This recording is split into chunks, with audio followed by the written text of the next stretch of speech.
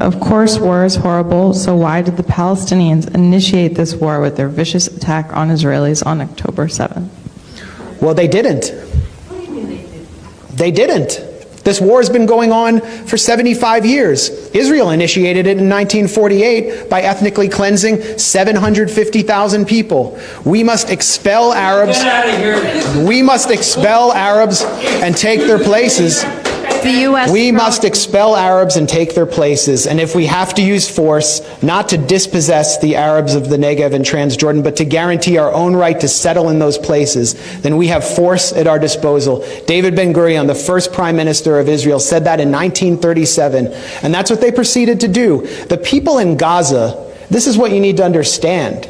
The people in Gaza, over 80% of them are refugees.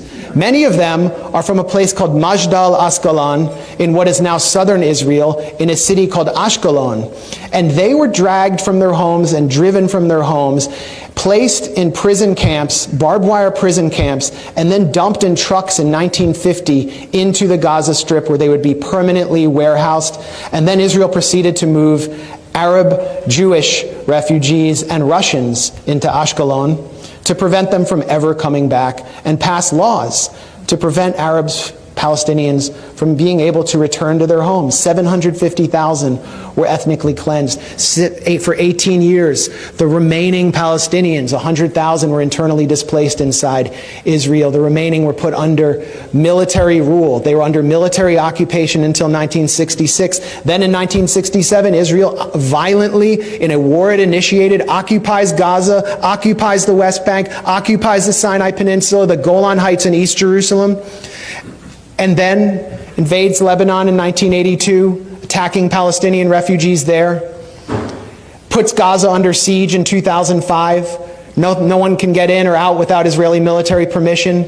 We must kill and kill all day, every day. That's according to Arnon Sofer, an Israeli government consultant who helped devise the siege of Gaza.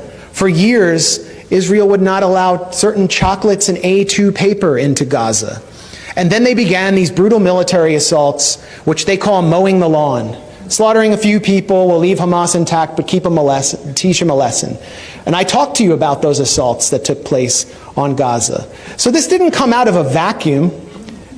You're not going to be able to hold people under siege, to cut them off from the world, and then expect them to just play along. And that doesn't mean that I celebrate what happened on October 7th. It should have never had to happen. The reason it happened is because of the Israel lobby here, the genocide Democrats and the genocide Republicans who deny the Palestinians any right to have rights. And it's the right to have rights that defines you as a citizen. They're citizens of nothing. And now we see what Israel really thinks of them, really thinks of their children. Gaza has become a graveyard for children, according to UN Secretary General Antonio Guterres. So this didn't start on October 7th, and it's not going to end when there's a ceasefire.